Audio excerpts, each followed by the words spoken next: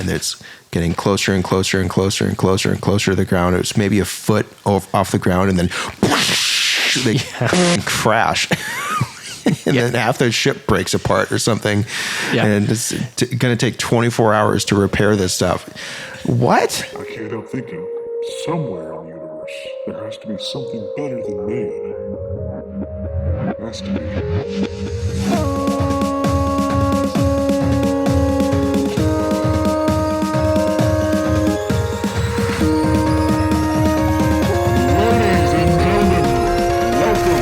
Ascension to 10.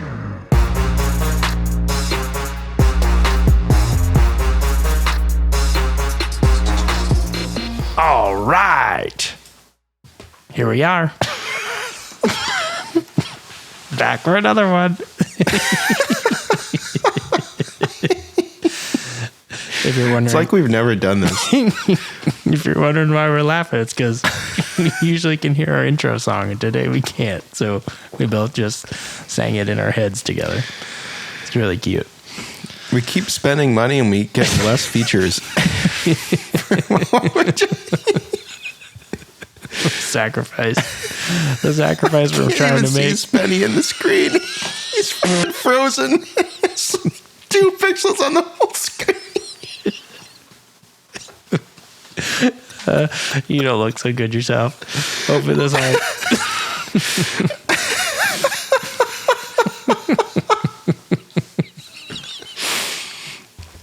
All right. Bryan's gonna have so much work to do for this. The whole thing we've been trying to do is reduce the whole amount of work that Bryan will have to do, and I think we've just tripled it.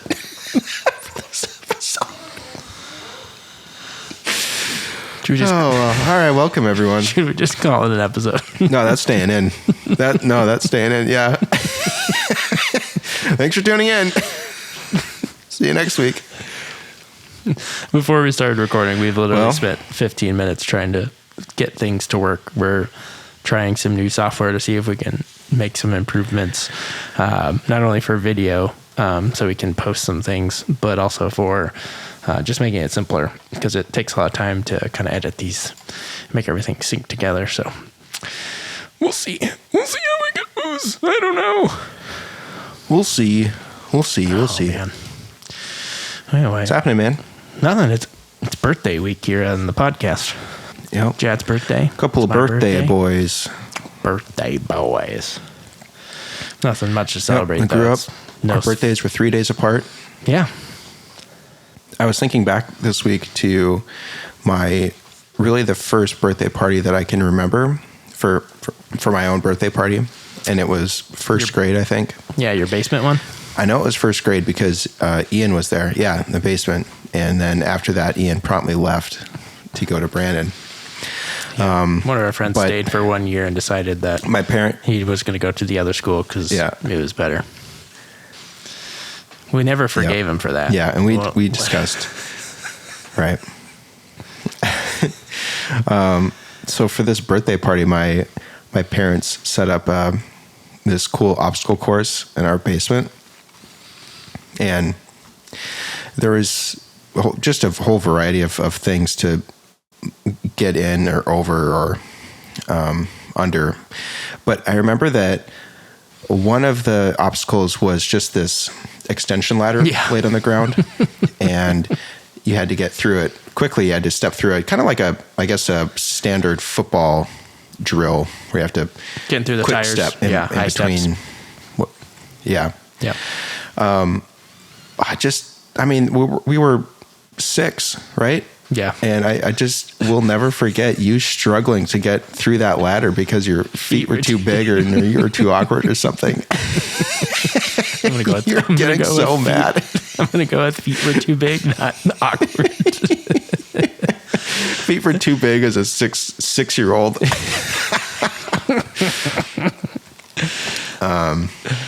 I don't know. Yeah. That memory is just so clear still in my mind. I remember that. Yeah. That was like the first, I feel like that was one of like the first birthday tardies I had been to too. I remember, I don't know if it probably wasn't that same year, but actually, no, we were in middle school, I think. It was your birthday party one year. And you had, I don't know, it seemed like there were 20 kids over or something. I think your mom invited every boy that was in our grade. Sure. Maybe. And, yeah, usually what happens. And we, at least a few of us, but we stayed up all night long. And I think that was the first time I'd stayed up, pulled an all-nighter. And it became particularly apparent how little sleep I got that next day because my sister had a cheerleading competition that next day that I went to. And because it wasn't just her squad. I had to sift through the whole thing, right? Yeah, and I was just dying in this school gym, watching cheerleading teams and stuff. That was lesson learned. Yeah, totally. I don't know. You got any FDs this week, Jen? Or any stories? I don't think I have anything. I think I unloaded on you last week with all the stuff. You came prepared. You came pretty well prepared last week. That was a good time. I have a story. I don't know if it's any good. So maybe I'll tell it anyways. You can decide. Well, okay, I'll tell you what it's about, and then you can decide whether or not I should tell it. Sounds good. It's a story about a magnet. Does that sound interesting to you? Just tell it. Just tell it. Okay. Okay. This is a story about a magnet, folks. A magnet saved the day. Maybe. Or not. I don't know. Okay. I'll just gotta start playing. Well, start playing drums when you're when I think you should be done. So. Okay. Sounds like this. Okay. This is a story. I'm already done.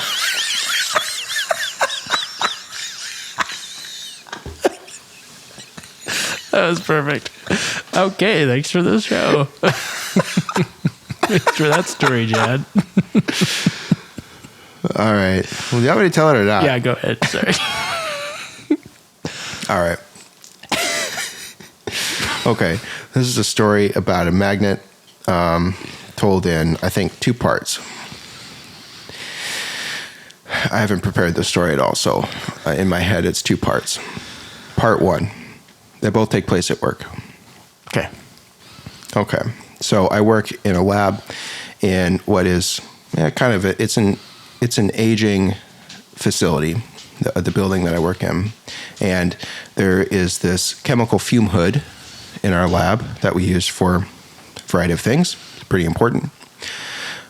The biggest factor for this thing to work is that it has to suck in air. It has to suck in air and send it out into the void, into the atmosphere. And so I think just by virtue of the age of the facility, the on button doesn't stay on.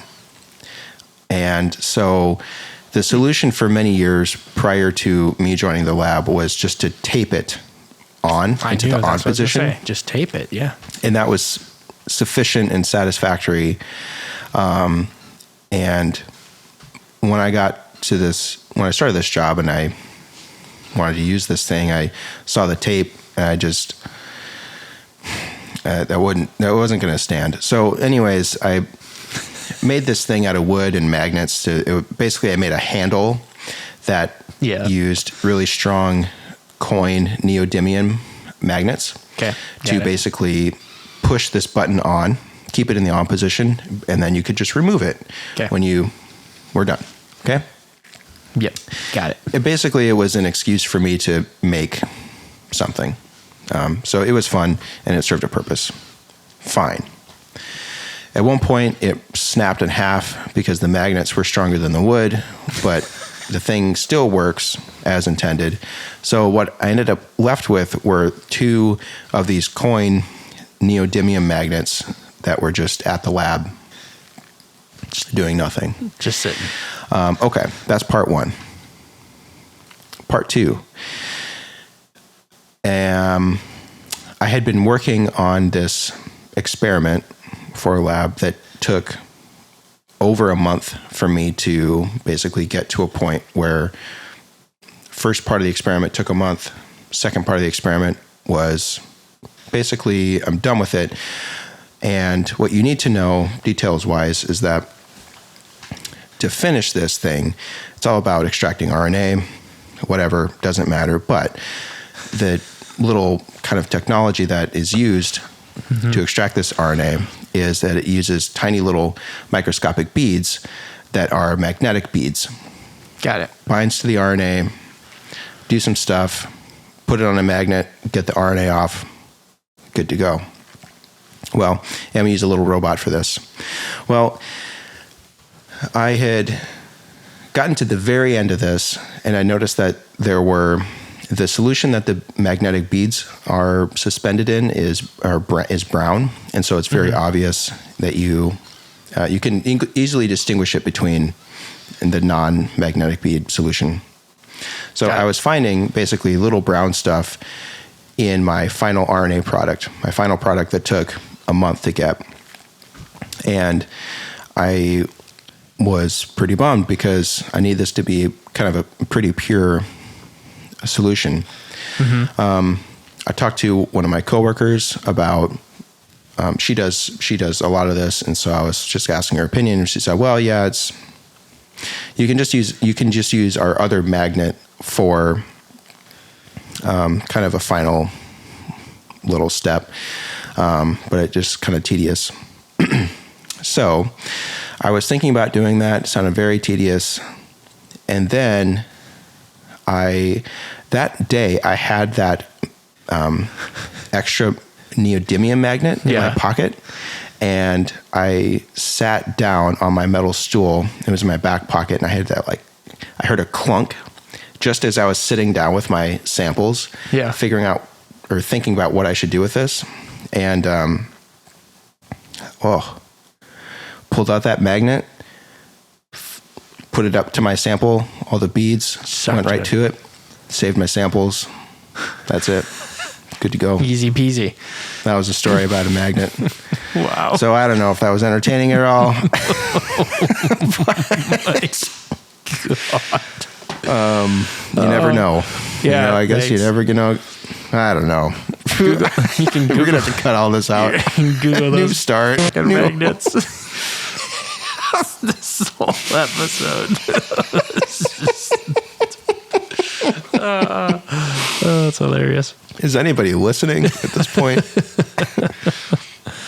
All right, let's move on. Let's get to what actually we're going to talk about. Yeah, here today. this is actually pretty exciting. The episode for today is a discussion on Alien from 1979. This is actually quite a good film, needless to say.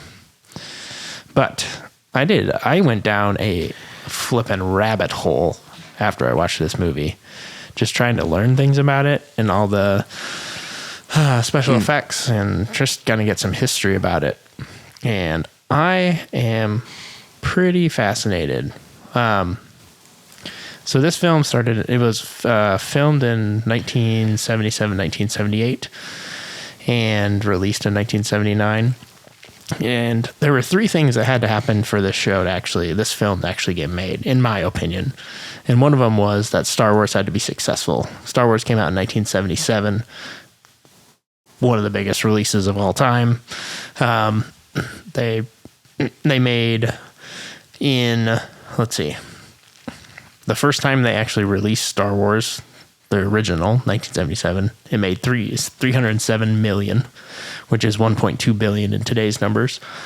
And 20th Century Fox is also the same company that was talking about doing Alien. And with the success of that, they're like, oh yes, we gotta do Alien. The second thing is, have you heard of Jodorowsky's Dune? No. Okay. So this Jodorowsky is this gentleman that was going to do an adaptation of Herbert's Dune. It had 4 people from actually the Aliens that was on the set, or on the group that was going to do it, and it started in 1974. So Dan O'Bannon, who's the one that wrote Alien, Chris Foss was another guy that worked in the art department, H.R. Geiger, and then Gene Gerard. They all in the art area. But he was going to make this a 10 to 14 hour film for Dune. And it ran out of funding and basically fell apart. And so all these guys kind of went back to start doing real jobs, because they were trying to make this big, production for this Dune. And that just fell apart. So it happened to work where Star Wars was a big success. This film that was going to take years to create fell apart. And then they got Ridley Scott to kind of direct the film, which it added the powerful cast and just the awesome setting, the sets and the effects. So those were 3 things that I noticed that, if they wouldn't have come together, I don't know if this film would have come to be, which that's a lot. Interesting. So also, that's cool. The original film, when they did it the first time, was 3 hours and 12 minutes long. So they had to find a way to cut it an hour and 12 minutes. That's a lot. I mean, usually when it's an original screenplay, it's already short. Yeah. Or they have the 2-hour runtime in mind, right? Right. And I think that was kind of more... they always shoot way more than they're going to... Yeah. Cut, but...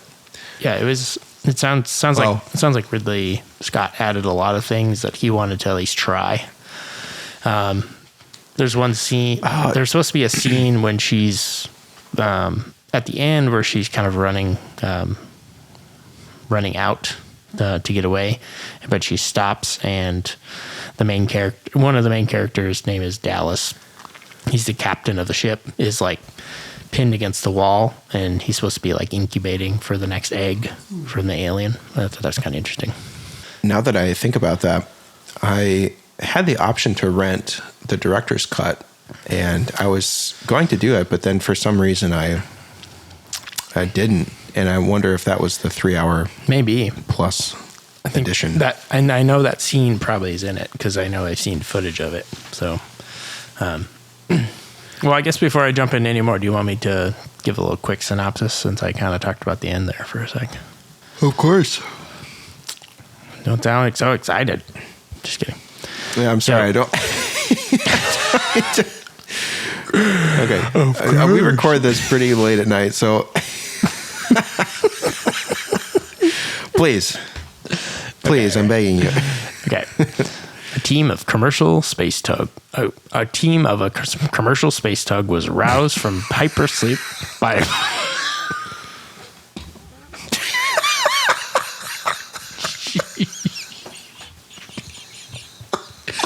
oh, brother. Can't read. Can't even read my own writing. Okay. Floor is yours. Okay. A team of a commercial space tug was roused from hypersleep by Mother on their way home to Earth. They discover their ship was redirected to investigate the distress signal of an unknown planet. While searching the planet, they uncover an alien spaceship that appeared to crash land. While searching on the ship, one of the crew members is attacked by an alien life form, and they bring it back to the ship, where it unleashes hell on the crew and the ship. The team works together to try and destroy this creature before they return to Earth. Excellent. So there are only 7 characters on this movie. There is a Captain Dallas. There is an executive officer Kane, warrant officer Ripley, navigator Lambert, science officer Ash, and then 2 engineers, Parker and Brett. So throughout the whole film, there's really only 7 people in the whole film, which is a hard thing to do, I would think. Yeah. And of course, there's an alien. Okay, yeah, I was thinking about, and the alien. Yeah. I'm going to get my biggest criticism out of the way early. Sure. And maybe you share this. I think this was a feature of common element of movies of the time, especially sci-fi, at least ones that I can kind of picture. I couldn't hear a fucking thing they said.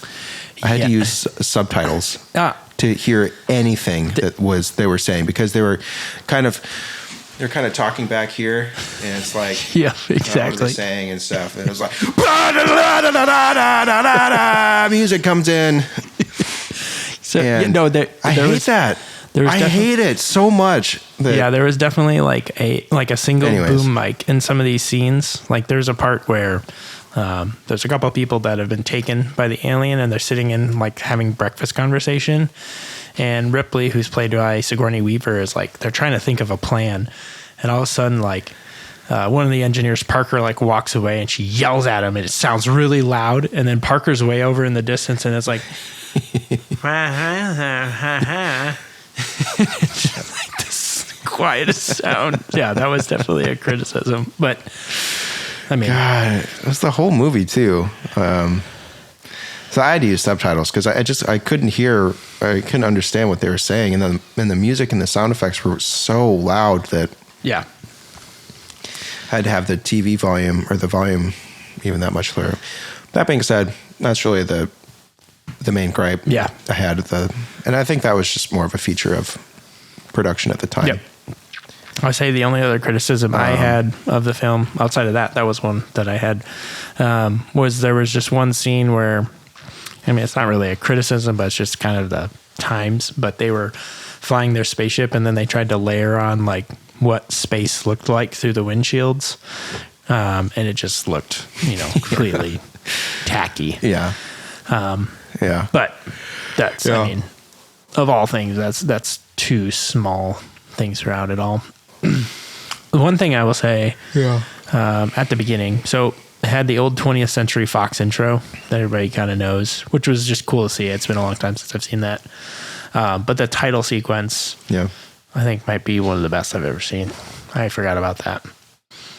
Yeah, that's my first note. Awesome title sequence, because number one wasn't too long. It was only maybe 60, somewhere between 40 and 60 seconds, and maybe 90 seconds tops. And it was the perfect music where it's eerie, don't know what's happening, don't know if it's mostly kind of ish sinister, but just more so mysterious. And I don't know if this is the first movie to do this, but it was probably one of the earliest ones to do it. And a lot of sci-fi movies have done it, or are derivative of this, where the title Alien comes in and it appears on screen in segments of the characters themselves. They're very angular but it's symmetrical to start with. There's two slanted lines on the outside and three vertical lines in the middle, and then it just fills in the missing elements as the title sequence continues. And I've seen that a lot in many movies, and I don't know, it made me wonder if this was the kind of genesis of that theme. Well, I feel like this movie did have a lot of things that maybe were done first, because I think there was a lot of really cool things. But there was a quote, I found a quote talking about that title sequence from the company that made it, which is R. Greenberg Associates. And they said it was to instill a sense of foreboding, the broken letters into pieces, and the space between them unsettling. And I was like, yeah, that's it. Interesting. That's awesome. Yeah. Nailed it. I also have to give props to the design of the spaceship. And so, like a lot of sci-fi movies of the time, where it's just long pan of a spaceship moving across the screen, and you see more and more of it as the time goes on. Spaceships, if they're just chilling in space, right, they can be whatever shape they want to be, right? There's no need for them to be aerodynamic at all. Right. They can just be bricks. And this ship, at least the cargo portion of the ship, looked like a kind of a city. Yeah, a castle. There were really tall spires and just kind of a castle out in space, which completely makes sense, because you don't have to worry about aerodynamics, whatever. Just make the ship be whatever function you need it to serve. Yep. And now they had a landing craft that would go to and from a planet, but I thought that was cool because there's an early kind of conceptualization of what a spaceship could be, and the fact that in space there's no constraints for definitely form, I guess. Yeah. Speaking of the ship, so they made 3 different ones for different shots. So Nostromo is the name of the ship, and they made one that's like 12 inches long, and they did that for like medium and long shots. And then they made a 4-foot one that there's a scene where they like show the back of it with like the boosters on the back. And then they did a 12-foot long one when they did the docking and undocking of the ship that takes down goes down to the planet. So it was cool. Another thing I saw is that originally the ship was going to be yellow. And then Ridley Scott came in and had them change it to make it gray. And I think that would have really changed it, because I think the color of it and everything was really perfect for this kind of eerie setup that they were doing. Totally. What do you think of that? Totally. Okay. So, after you get through that first scene, it's that 5 minutes of somebody just kind of running through the halls, or what are the words blanking me, but just through the ship. The camera? Yeah. You mean? Yeah. Yeah. I mean, it sets up all the scenes where they're either running from or hiding from or searching down the alien. Yeah. And so this ship is they just go out to comets or asteroids and stuff and mine ore and bring it back to Earth, right? Mm-hmm. So it's very industrial, and so its purpose is just to serve mining type stuff. It's not glamorous at all, and it doesn't look comfortable in any way. And I think that plays into the horror aspect of it, where there's really no place to go that is you can find comfort. Yeah. Even from the ship. Yep. And so while I thought that it maybe took too much runtime during that opening thing, because for the first, maybe it was over 5 minutes. I think 7-ish minutes of the movie, nothing seconds. happens. And it's okay.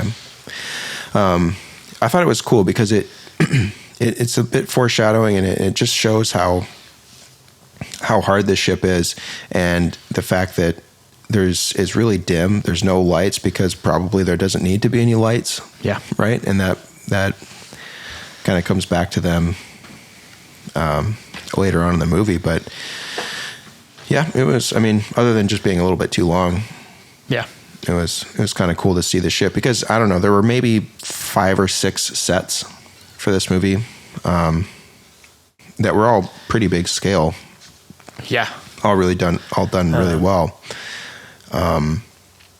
Very well. But yeah, so just kind of, the ship again is the size of a small city, and so they're only showing tiny little sections of it. But yeah, so ship's just chilling out in space, and it becomes apparent that the crew is in cryogenic stasis. Yep. On their way back to Earth. They went out, got their rocks, bringing them back, and the ship AI picks up this alien signal that it doesn't really know what it is. Yep. At least that's what it says it is. But you find out later is that it detects what it suspects is an alien broadcast. And it diverts the ship automatically from their path to Earth to this, what ends up being a moon. And it wakes up the crew. The crew thinks that they're arriving at Earth. Yep. But then they realize that, no, the ship has diverted them, and they are contractually obligated to go check it out. Yeah. Because this isn't some type of government ship. This is a private entity mining operation. And so there's some things in the dialogue that with some of the characters that they don't want to work outside the parameters of what their contract says, especially if they're not going to get paid for it. And so, yep, they are obligated to go check out this signal. Definitely. Yeah, and there's after they all wake up, like the captain, he's kind of trying to figure out what's going on, why they did that, and he goes to talk to Mother, which is like the mothership, just this super computer that kind of controls everything while they're like their autopilot and everything. But just the sequence, there's a sequence where he goes into this kind of hallway and he kind of types in a code, and you can hear just like every button. It's just like that satisfying button of like a real big click. And then he opens it and he takes out this big chip card. It's like, I don't know, 6 inches long, and it's got like reminds me of like just a giant memory card from like a phone or something. And then he just slides it in, and then he pushes some more buttons and then fires it up. And then he goes into the digital light show room with like 4 or 5 little monitors, but there's literally like, I don't know, 10,000 buttons in there. And it was just funny, and it was cool. Like the fact that they spent that much time kind of creating that room that was basically just lights, like little lights and buttons. So yeah, I go back and forth to thinking between, is this a good imagination for what future technology would be like, or is this just kind of, I don't know, because it's not, obviously from today's viewpoint, their view of future technology is pretty primitive, right? Sure. But whoever designed this part must have thought that they were, thinking of light years ahead technology wise. And I think the movie takes place in 2037, right? Yeah. Something like that. Yep. I think you're right. So they've mastered interstellar space travel, but still have to interface with the computer via keyboard, right? There's no speech awareness or speech recognition. Right. The computer doesn't even speak back. But yet they have androids that look like humans. So I don't know. It's a mixture of good imagination and kind of short-sightedness, maybe. Yeah. I mean, it's just well, and the detail. thing that's so you talked about the android. So there's a science officer named Ash, who played by Ian Holm. So he's Bobo Baggins in Lord of the Rings. More recently, he plays the priest in Fifth Element that we reviewed a couple of weeks ago. And he plays an android, and he knows why they're there and why they're going to get this alien. And he there's a scene where he kind of overrules the person in charge. There's an act that he does that leads them to kind of get the alien on the ship. So, so like you said, he's one of the 7 people, right? And nobody knows that he's an android. Mm-hmm. But Ripley, the main character, she tells the captain on multiple occasions that she doesn't trust him, that he's acting weird, and that he doesn't have the ship's best and the crew's best interests in mind. Yep. But she's just kind of, she's always, she's never given the benefit of the doubt, or she's never listened to at all throughout the movie. Yeah, she really's not. Yep. So, but they're obligated to go. So they detach from the funny thing is that they all go, right, to go check out this signal. It's not just a landing party of half the crew. They all go. Yep. At least to the planet. Right. And so they go, and then half of them break out to a landing party to go check out the source of the signal because they've located it. Yeah. This was one of the scenes when they land. the landing sequence of this spaceship again takes way too long for the runtime, and it looks like it's going completely fine, right? And they do a shot where the little landing gear come out, the little landing feet. Yeah, that's what. And it's getting closer and closer and closer and closer and closer to the ground. It was maybe a foot off the ground, and then they crash. And then half the ship breaks apart or something. Yeah. And it's going to take 24 hours to repair this stuff. What? I had to rewind to see if I missed something, but no, it's the feet are a foot above the ground, and all of a sudden it's pandemonium in the cockpit because they touched. Yeah, there's a whole breach. The ship broke apart. Sparks go everywhere. Yeah, it was very odd. Yeah. But that there's another scene. So once they land here and they kind of get somewhat control of what the situation is, there's a scene where the captain goes, "Kick on the floods." And he kicks on floodlights, and it's like it just lights up half. There's no lights on the front. It's Christmas lights. It just lights up on the back. Yeah, it's time. It's so funny. Yeah, and it just looks like a string of Christmas lights. Yeah. Okay, so they're stuck on this place no matter what for 24 hours while the one guy and his buddy repair the whole ship. And so three of the crew, the captain and two other people, go out to search for the source of the signal. They get close, or they get to this kind of mountain range, and they see this very clearly alien ship that looked like it had crashed there. And if you've seen the movie Prometheus, which is the first set of prequel movies for this franchise, it's the same style of spaceship that is revealed in the Prometheus movie and Alien Covenant. Yeah, and so there's a few things. But it looks like it's been there crashed for a long time. Yeah.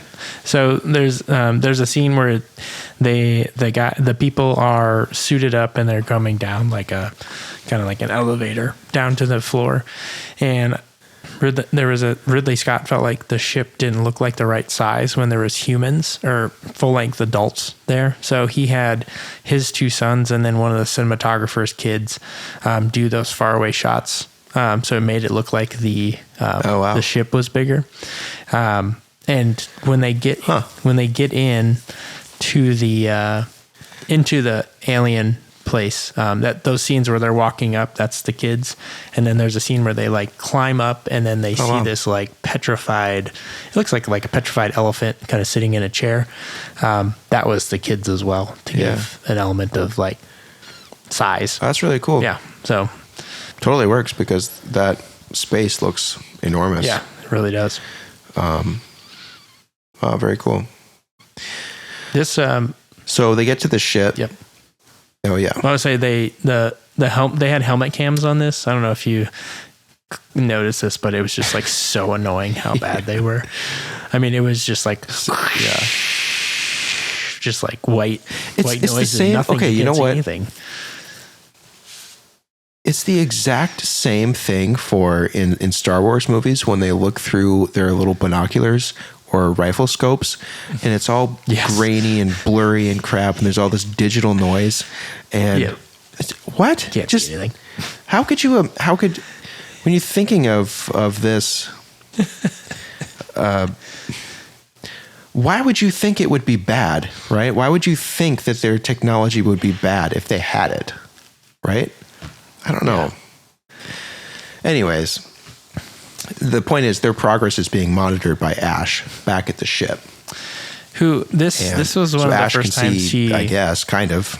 Yeah, this is one of the first times where he kind of shows some strange behaviors because he's sitting in a chair that's like overlooking where they're walking, and he's like spinning in the chair, and then he's like doing jazz hands while he's spinning, and he's like, ugh.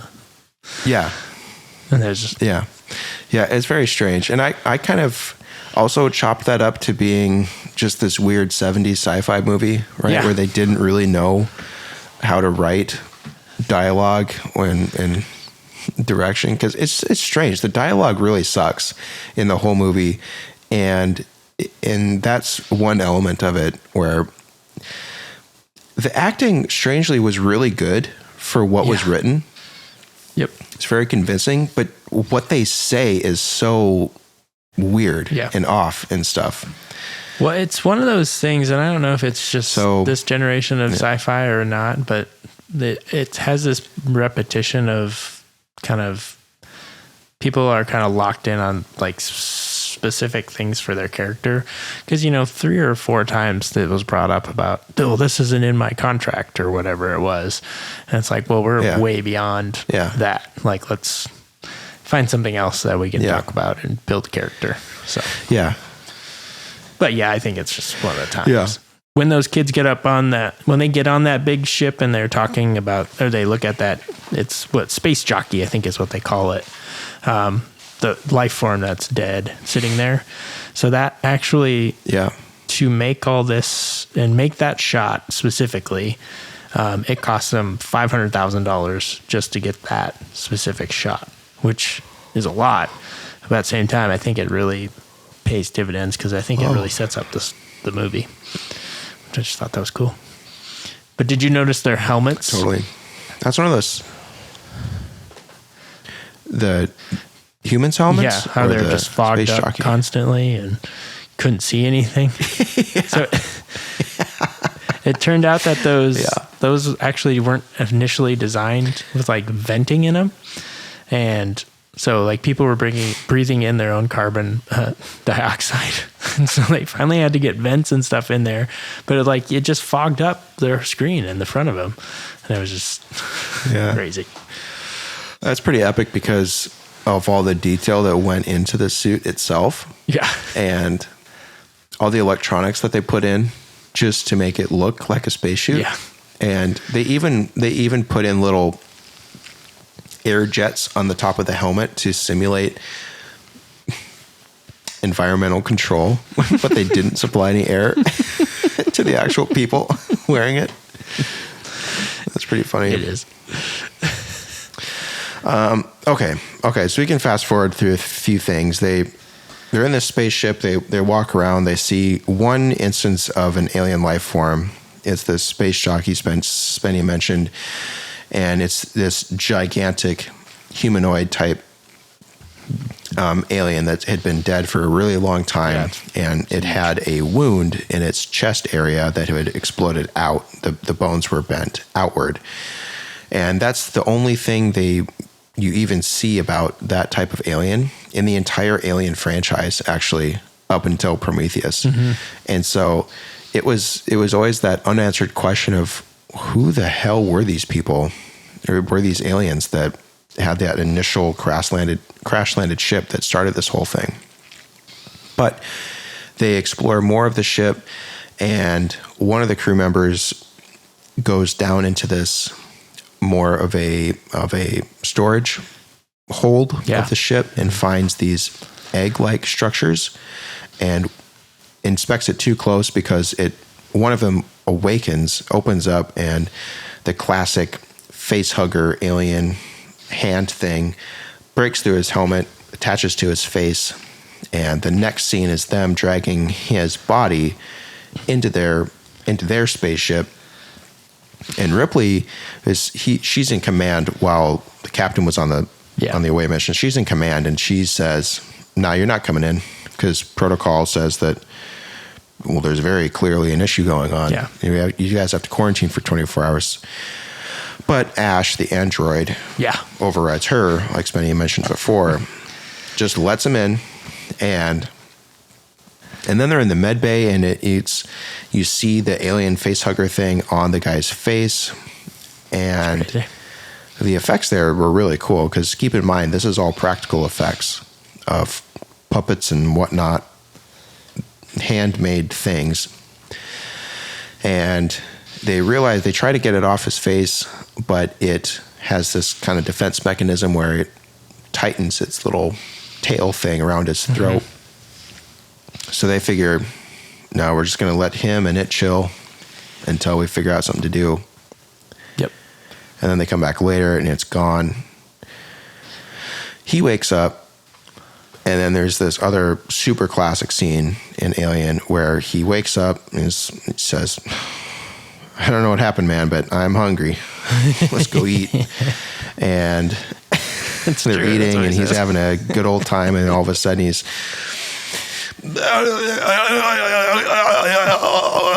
then the alien busts out of his chest, and the baby alien busts out of his chest and scurries away. And so before I ever saw this movie, I saw, do you remember Spaceballs? At the very end of Spaceballs, there is, I think they get the exact same actor. It's a scene at a bar, a space bar diner thing. And I'm pretty sure it's that same actor. Is it John Hurt? He's the guy he plays the president in V for Vendetta. Yeah. It's him and then some people who look like the other cast of Alien, and they're joking about space tales and stuff. And he laughs, and then he starts doing the and then the alien breaks out of his chest. So I saw that first before ever seeing Alien or really knowing what it was. And it's funny. And in Spaceballs, it's really funny. And so it was a while before I understood what the context for that was. That makes sense, though. It's been a while since that's what I always think of when I think of that scene. It's been a while since I've seen Spaceballs. Just two little points on those two beings, or the creatures. So the facehugger was actually the first creature that H.R. Geiger created for this movie. And he was kind of the artist behind a lot of the... Okay. I mean, he's basically built the whole Alien set. He's pretty famous. I think he's Austrian artist. But when they get the facehugger off... So this was one of the Dune guys that you were saying? Yeah, he was going to be part of the Dune. So he really only gets credit for... In Alien, he only gets credit... Like, he created the alien, so the design of that alien. But he only is only credited in this movie, and then they just kind of use his... designs in the other films, but I don't think he's actually associated to him. So this was actually the only film that he was really connected to. Okay. But there was a couple, where am I at? Oh, when the facehugger comes off, there's a scene where they're like looking at it, and they're like lifting up little pieces, trying to figure out like what the innards are and stuff.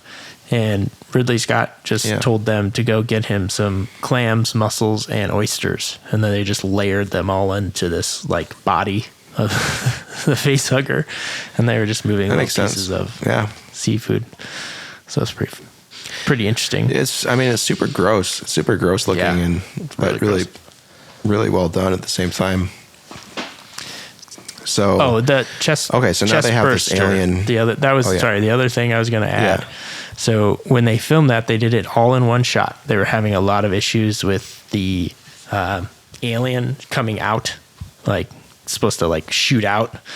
They didn't tell the rest of the cast that there was going to be blood.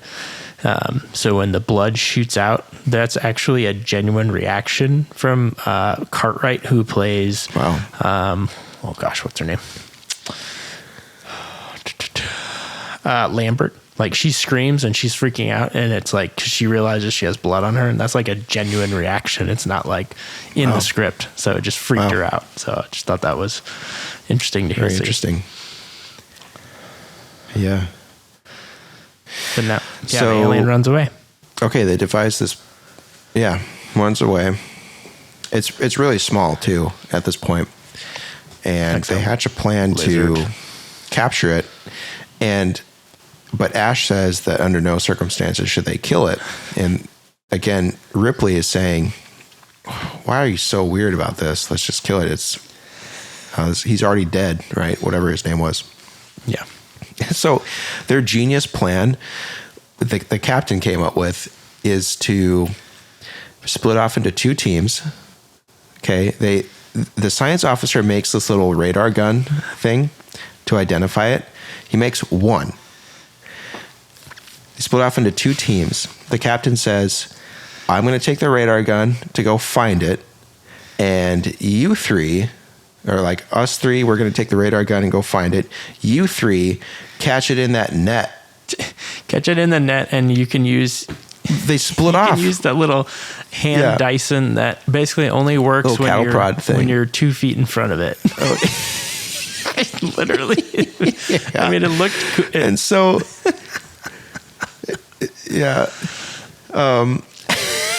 little dirt devil thing. It was, but just this, they have one net. That was the captain's plan. Split off into 2 teams to find and capture this thing, but they had one net to do that with. Gosh. So, I mean, it looks like they launch right into this plan, right? Yeah. The thing that came out of the chest was a foot long, maybe max. Mm-hmm. And the next thing they know, the thing is huge. It's taller than a person, and it's the classic. Yeah, that's what I said. I was like, how I don't know. I was like, how the f- this thing gets so big? Like, it looks like it shed its skin once, and it went from a little like roadrunner rodent or tadpole, lizard, and then all of a sudden it's this 7 foot tall lizard. Yeah. There's a funny little tidbit about. I guess kind of long story short with some of the. Oh yeah, what was that? There's a tidbit about when they hatch this plan to catch something in the net, they find a cat instead of the alien, but they ended up having to use 4 cats. Oh yeah. They ended up having to use 4 cats for this film, and they used glycerin to simulate sweat. And apparently Sigourney Weaver was having like massive like allergic reactions with the combination of the glycerin and the cats. So she had to stop using glycerin. Oh, wow. But I just thought that was funny. Interesting. But that segues to the fact that the cat gets away and they just say, hey, bro, you got to go find your cat, like all by yourself. Yeah. Go find the cat because it's going to trip off our little dirt devil thing again.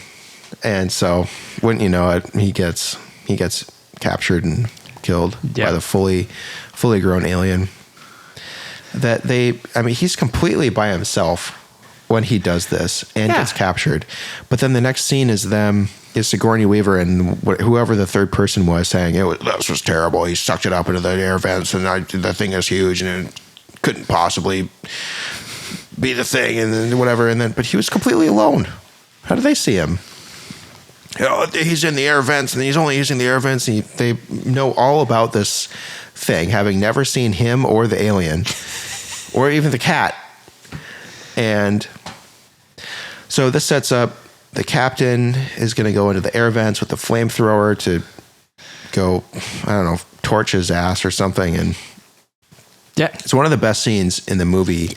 Yeah, it's the way that they close each section of those vents and like how it closes up slowly. Like that is so cool. I love that scene. Yeah, and it's the captain just hunched over, scrunched up, shuffling through these air vents, trying to find and confront this terrible alien creature, right? Super scary. And you just really get the impression that he's just super confined. He has nowhere to run. And it's very scary. And one of the best scenes is for kind of space horror type stuff is when he's being told where the alien is in relation to him using the dirt devil thing. And they keep telling him that it's right there, it's right there, it's right there. And so he doesn't see it anywhere. He freaks out. He just starts running. He goes down a level into the vents and then he turns around and it's the quick flash of the alien he was there in relation to him the whole time, but he was just one level down. And so the people telling him that didn't know that. And so it's just a quick little screen flash of the alien lunging at him. And you don't really see anything, but it's perfect amount of not seeing too much, but seeing enough to kind of have that payoff. And this is kind of, that was kind of the first scenes where you really see the alien suit, or like kind of in action. That was kind of the first time you see it, and then you start to see it more and more. Kind of a cool side story about the gentleman that played the alien. So it was actually, he wore the suit the whole time. His name's Balaji Badajo. He was a Nigerian visual artist and actor. They discovered him at a pub in London because of just how long his legs were. He was like 6'10", so he had the perfect just proportions for what they were looking for in the suit, and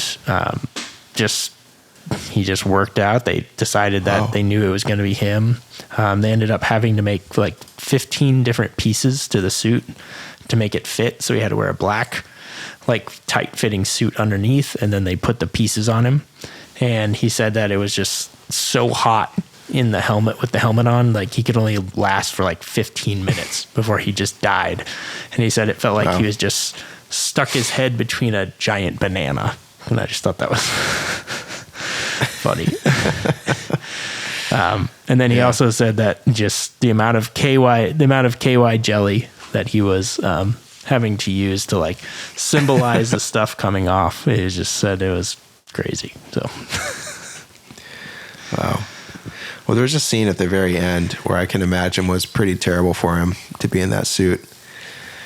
And so maybe we should just fast forward to there, because basically everyone gets picked off one by one. And it's to the point now where there's 3 people left: Ripley, Lambert, and the mechanic, who doesn't matter. They say that they're just going to blow the ship up. Classic last-ditch effort in a space movie. Just blow the ship. Yeah. Dump the core, blow the ship, overrun the reactor. And they're just going to take their chances in the little escape shuttle pod.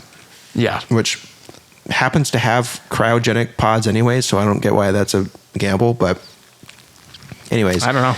Ripley's the only person that makes it back to the escape pod, and she blows the ship. Well, first of all, classic 10-minute. You have 10 minutes to get off the ship once you start the self-destruct mechanism. The self-destruct thing was so cool because there were so many different steps she had to do. Turn a key, take off a panel, pull a lever, go over to a completely different spot, take a little screwdriver, pull up a tube, undo the screwdriver, take out this little hidden door within the tube, push a button, find 3 other tubes to pull up, button, click, 20-digit alphanumeric code, blah, blah, blah, blah, start. You have 10 minutes. But then you had 5 minutes to cancel it. Okay? Yeah. Why would you want to do that? Well, if you made a mistake, I guess. You weren't sure the first time. You had 5 minutes to think about what you did to stop it. But so she goes through the whole thing, starts it. She knows everyone's dead, so doesn't matter, right? She's going to blow the ship. And just is walking through this spaceship to get to the shuttle with her cat. The cat's still alive, and that's whatever. Jones. She, I guess, on the way to the shuttle, the alien slinks up out of this little grate. And I guess it's because it blocks her path. So then she goes all the way back to where she was to undo every single step of the self-destruct thing to turn it off, because it was going to take more than 5 minutes to get around the alien. So her plan was to not blow up the ship. But then she doesn't do it, or she does it 1 second too late, and then she gets all pissed because she took too long, and then she has to go back anyways, and she gets around the thing, and she's just smooth sailing, gets in the ship, and then 3 supernova happen to blow the ship up, and she thinks she's fine, but then she's doing her checks to get in the pod to go to sleep, and she sees that the alien is just tucked up like a little just like a little baby alien had a hard day killing 6 people, and it's all just snoozing in the vents. Or it's not even in the vents. Yeah. It's just, I mean, it is really cool because the alien completely blends in to this set. Yeah. And it's all dark. You have to keep in mind that it's really, really dark. And the limbs of this alien look like the tubing of this ship. So it blends in perfectly. But Yeah, it's like she realizes that the alien is on board with her. Yeah, it seems like they somehow found a way to like integrate that, and I'm sure they panned across it, and just we never noticed it in some of the scenes. Oh, totally. I mean, I have to imagine yeah. they did that because just the way that thing came out was just totally blew me away. Because I was like, I had no idea that thing was there. Like, how would you have known? And that was very cool. Yeah, one of the coolest shots in the movie for sure. But it also is pretty. It's kind of funny at the same time too, because it is, yeah. Ash, the AI or the alien, is completely enamored with this thing. He says it's the evolution perfected. It's the perfect. It's actually a really kind of a cool quote. Let's see. What did he say? Its structural perfection is matched only by its hostility, as a description of how perfectly evolved this thing is, this alien, and how screwed they all are. But this thing is just curled up, just snoozing in the tubes, right? Even when Ripley bumps into it, it's just kind of snoozing. It's like swatting a fly away kind of thing, goes back to sleep. Yeah. And then she devises this plan to, I guess, pump some oxygen or something on it to wake it up, and then she's going to blow the hatch or whatever. So I don't know. She flings it out into space and then torches it in the exhaust of the engines, and that's the movie. She goes to sleep. That last scene was, 10 minutes of her running around for that stuff, and it was the steam everywhere. Like, and that had to have been so hard to not only run through, but like when you're filming, just that stuff just spraying everywhere. That would be so frustrating. Yeah. Yeah. But it really helped set up kind of the scene. There was one thing that Jerry Goldman, who is the kind of the music behind this, his intention for the whole movie was kind of working on music that's just kind of slowly built up throughout the film, which I think he did a great job on that. But he did, he did say that at the end, like the film itself like scared the shit out of him. Because I don't know if it was just the music that he added to it or what, but he said that movie really scared him. And I agree. There was a few times where I was like, whoa, like when the alien like comes out of nowhere and just freaks you out, like that one scene that you're talking about when they're just sitting in the vents. That was very cool. I am thoroughly impressed. Have you seen any of the other movies? I know I've seen Aliens. I think I have seen them all, but it's been a while. I need to go back and watch them. I know I still have to see Alien Covenant. I know that's one that I haven't seen. Because that came out, 2017? Yeah. James Cameron directed the second one, right?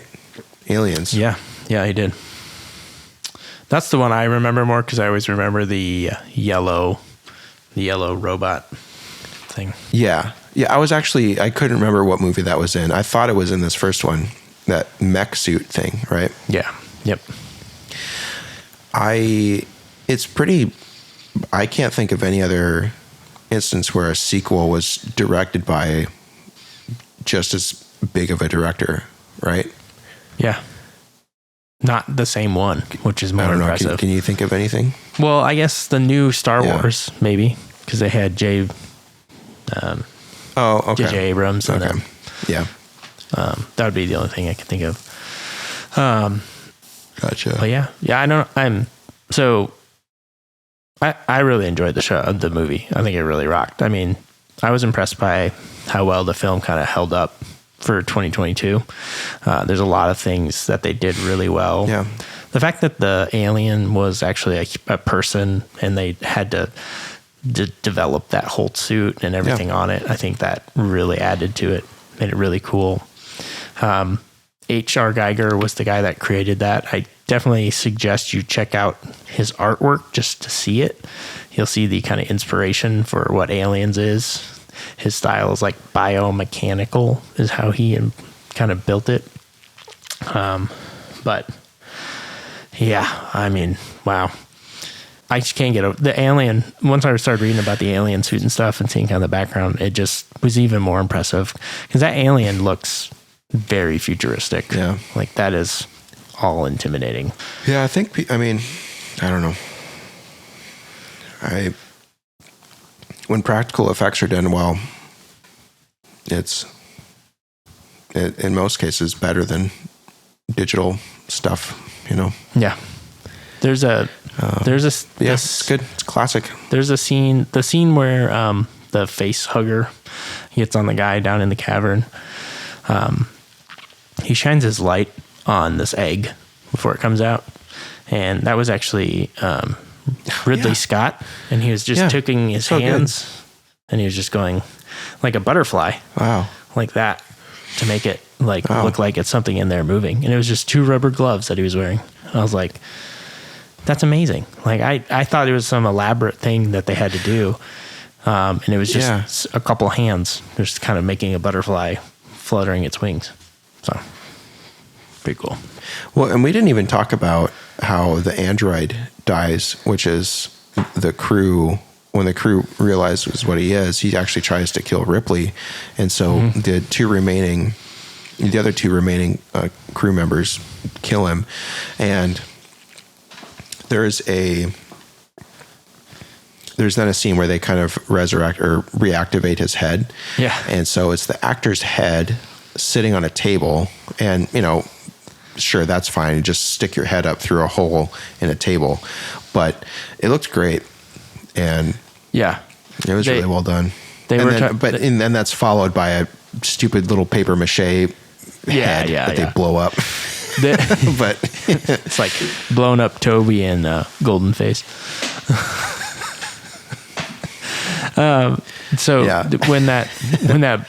that body's severed, when he's it's actually, so there's these little balls, and then it looks like like wires and stuff. It's just marbles and spaghetti. Yeah. And then they kept pouring, Ridley Scott kept pouring milk into the Ian Holmes' mouth to simulate like spitting up stuff. And he's like, did you get enough milk? And then he'd just pour more milk in his mouth. So it was pretty funny. Wow. Yeah. Yeah. I mean, I would argue that it's the best one that we've seen on the show so far. Well, that's for sure. I mean, arguably one of the best sci-fi movies ever made, too, by some. So, all things considered, probably, yeah. I mean, you think about, it's 43 years old, the movie. Yeah. And we've pointed out a couple small things. The audio obviously could do some improvements, and a few digital things that's just with the times. There's one thing I wanted to tell you about before. So Dan O'Bannon wrote this, and like 4 or 5 years before that, he wrote another one similar to like an alien getting on a spaceship. I think it was called Star Beast or something. Oh, Dark Sky, Dark Ship or something. I can't believe I forgot the name of it right now, but it was the same concept, but it was comedy, and the alien was a beach ball with feet. And he was so mad about the film like not being as good as it could be. He flipped it. He's like, I want to do an alien one, but I want it to be a thriller. Really add some intense elements, because the beach ball, if you ever see it, it's pretty funny. Wait, so it was made? The movie was made?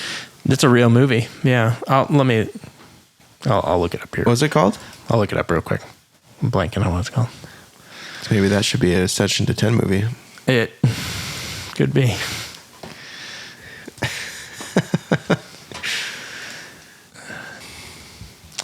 All right. Do you want to give a score?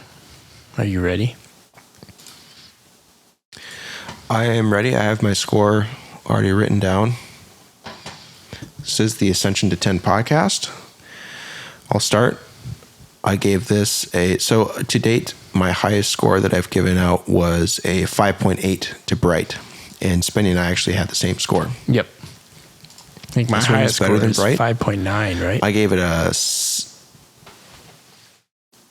for Fifth Element. God.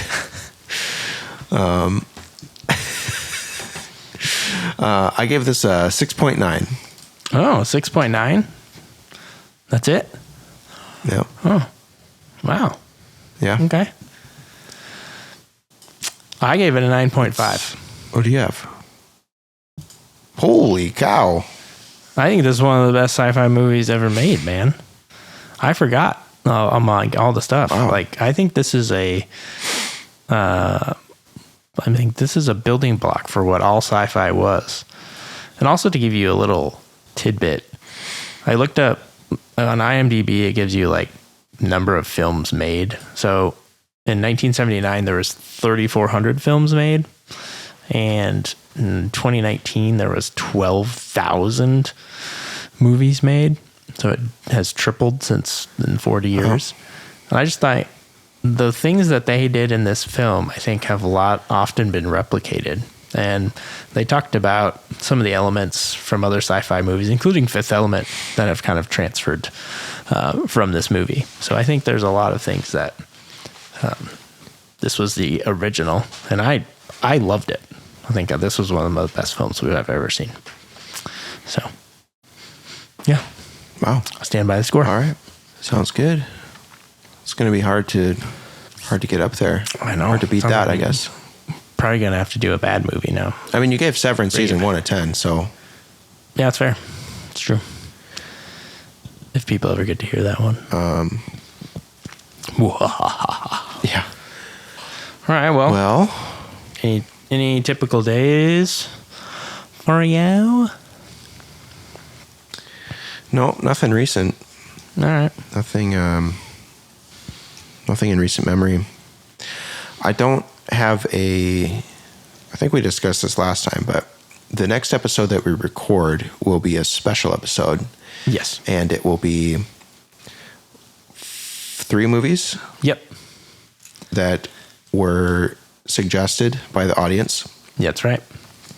The Adam Project on Netflix. Mm-hmm. Mars Attacks. Yep. Classic one. And I can't remember what the third one is. Oh, yeah. Do you remember? You would put me right on the spot where I can't think of it right now. Hold on one second. It was Crush or something. Or Crush? Crush is something. No. Gosh. Chaos Walking. Chaos. Okay. Chaos Walking. Yeah. So, Okay. So, the next episode will be a viewer recommendation special. That's right. So the idea is that we'll do 3 movies in maybe 15-ish minute segments. Yep. Where we run through them and give them scores. And then That's right. After that, we'll go back to single movie.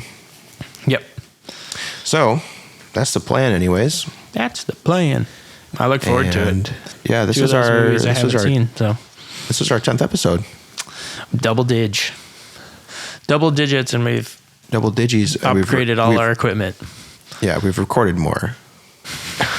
Upgraded all our equipment. Probably sounds the exact same. Yeah. No, I think it'll sound better. Yeah, I agree. I guess until then, thanks for tuning in. Make sure if you're not already following or subscribing, check us out on socials at Ascension, 2 TEN, and check out, we've got our website, Ascension 2TN.com. And what else? Anything else? I think that's it. Yeah, stay tuned for, actually in this, I guess what might be apparent if you're watching this is that we are working on a YouTube channel in the background. Right. And this might be the first video portion of us anyways.